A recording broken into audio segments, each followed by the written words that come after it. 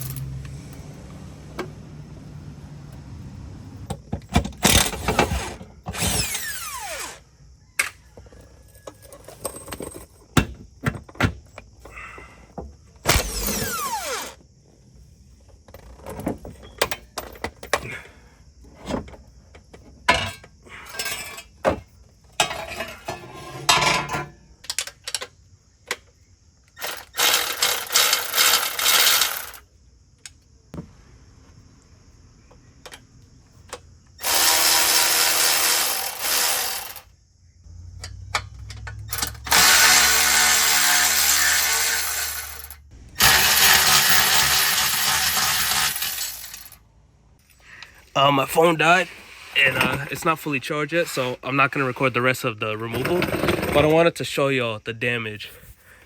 Look what the fuck happened to the rear bearing before I fuck with it to get these out. Look at that shit. Ball tore the shit open.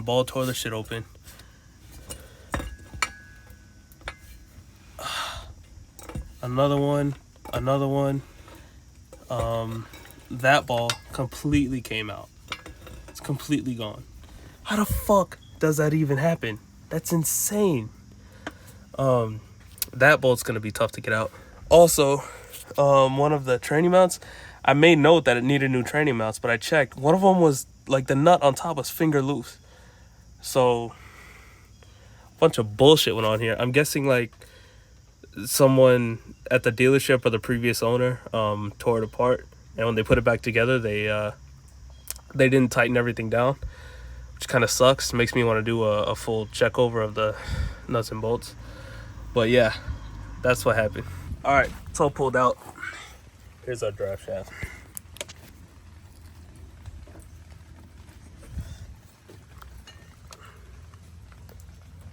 Look at that.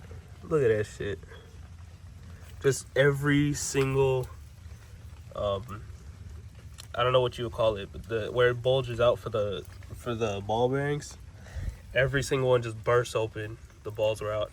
I think what happened was whenever someone put this back together, they didn't tighten up all the bolts all the way, because the car was good when I bought it. It was good for about 1,000 or so miles at 80 miles an hour straight, and then the vibrating started, and then over time it got worse.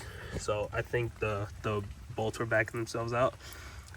You know, I blame that on myself for not checking earlier, and but it is what it is. The flange is fine, the threads are fine, all the hardware, the bolts and the washers are reusable, so I'll take that as a win.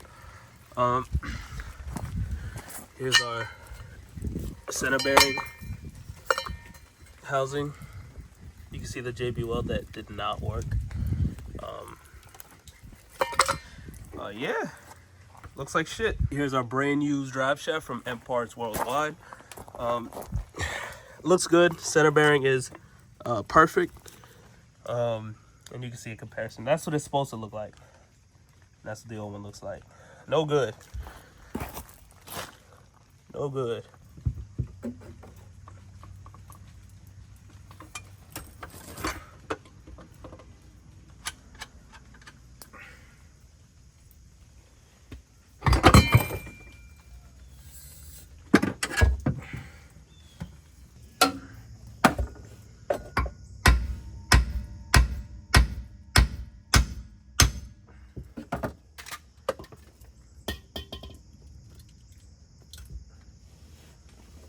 I was having trouble making the diff to the flange. Turns out the drive shaft to the flange. This is the drive shaft flange that was stuck in the diff. So that's good.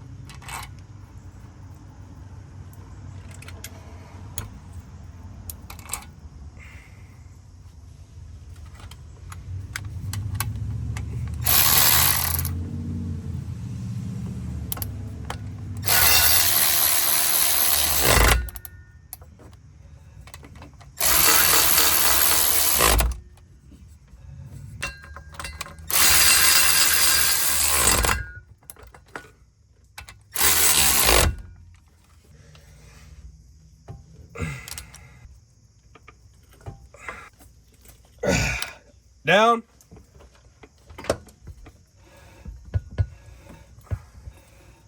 Up. Up. Okay, cool. All right.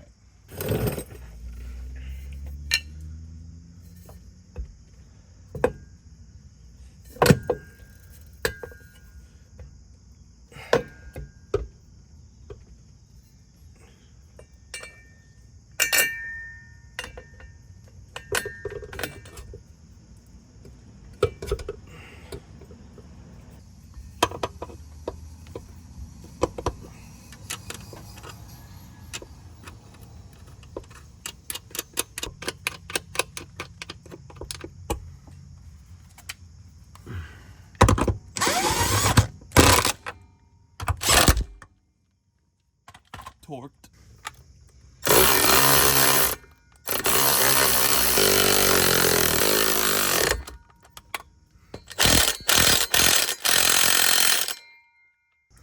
Now these old training mounts look completely fine, but I got new ones, so might as well throw them in.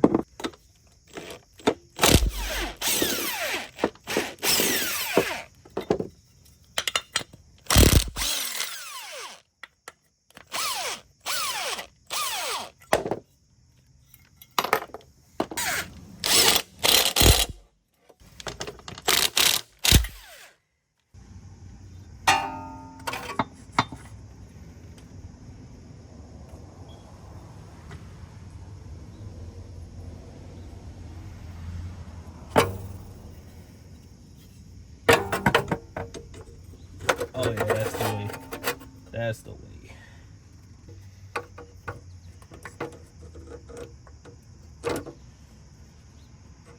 Okay, so I gotta put the weight on, then the nuts, then I can slide it on. Got it.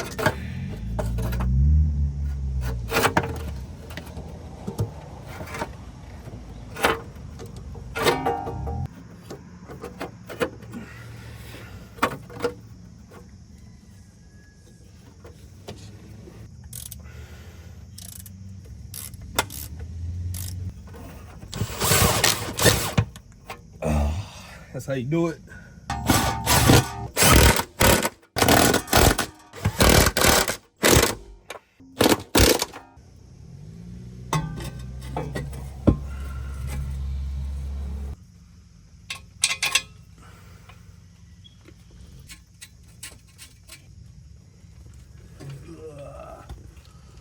Ow, fuck.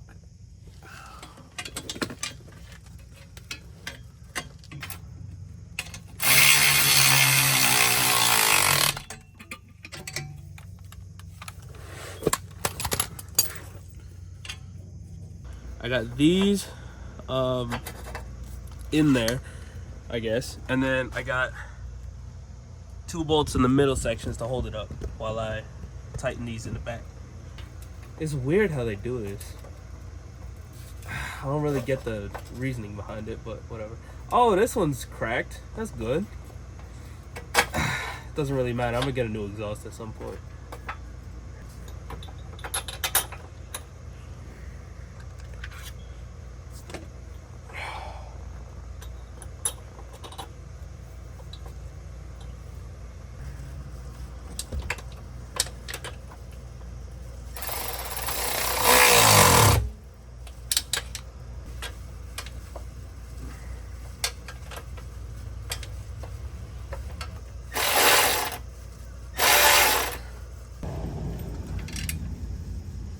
All right, front exhaust flange is tight. Now it's time to do the middle, and then supports and skid plate, and it's all good.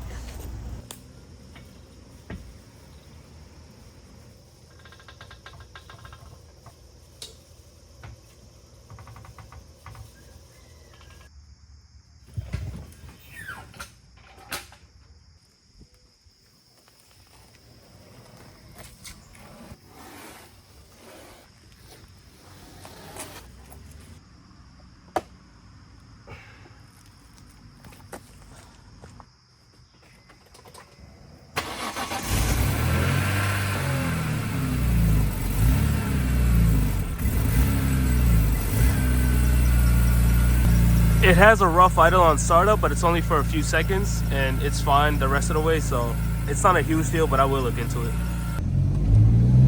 I've been driving it for like a minute now. Feels great. Coolant's up to temp, oil is not, so still gonna be easy on it. Obviously it's still cold, but it feels great. The tranny feels a lot more solid too. I think it was just because the nuts were loose and the mounts, but new mounts are still great.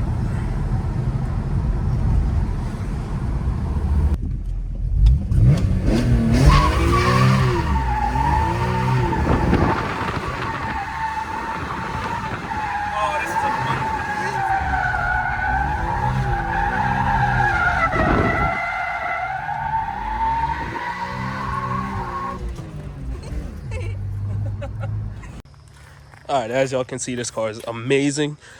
For real, doing those donuts felt better than my 36. Like, it feels so good.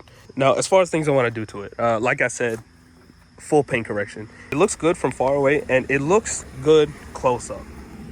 The paint is in amazing condition. Like, it's really good. It's really good. There's just a few, like that, but there's just a few spots where there's a little paint chip.